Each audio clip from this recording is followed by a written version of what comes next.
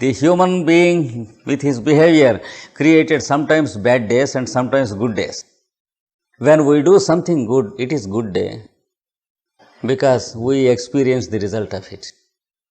When we do something bad, when we are taken by the police, it is bad day because we made the day bad. Except that God never created any bad days. God never created any hell or any sin, and He never wants to throw any one of us into hell. All that greatness and credit goes to the human being. To create hell is the greatness of the human being, and to throw himself into the hell is the greatness of the human being. Man created devil, God created man, and God created the universe. And no wonder man created devil and hell. But God is the least affected because everyone is expected to clean his own hell created by himself and kill the devil created by himself. The God is under no obligation to kill the devil for us. So, all these things we understand when we are in the fourth plane of our living. From the personality level, we begin to grow to the impersonal level. From the level of knowing my appetite and your appetite, we begin to know appetite as a need. It becomes impersonal, and we will try to satisfy it, whether it is for ourselves or others, because only appetite remains in our mind as a need, and my appetite and your appetite is not there in the mind. Same thing with every need. For example, house. You will have only the need of a house, and in your mind it is not your house or others' house.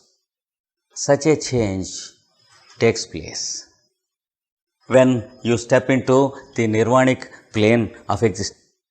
Then, when all the others, many people are in the lower plane, how is it possible to live with the impersonal values for us?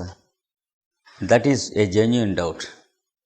When all people have their own houses, when you have house only, not your house, is it not true that others occupy your house?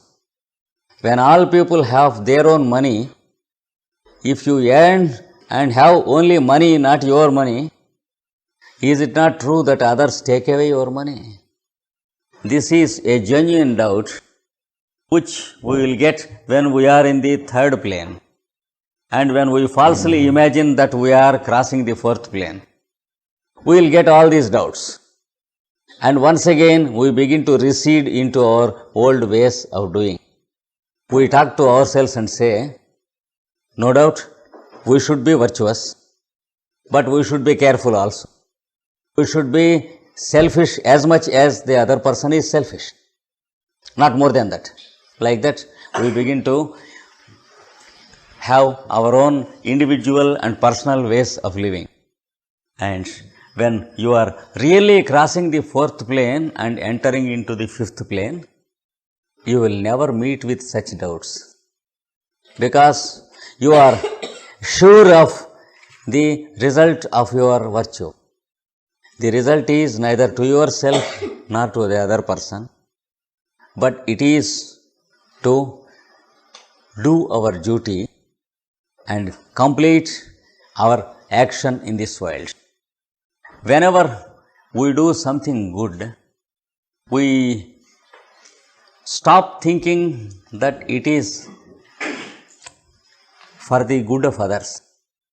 We understand that it is for our own liberation we are doing it, and for our own betterment.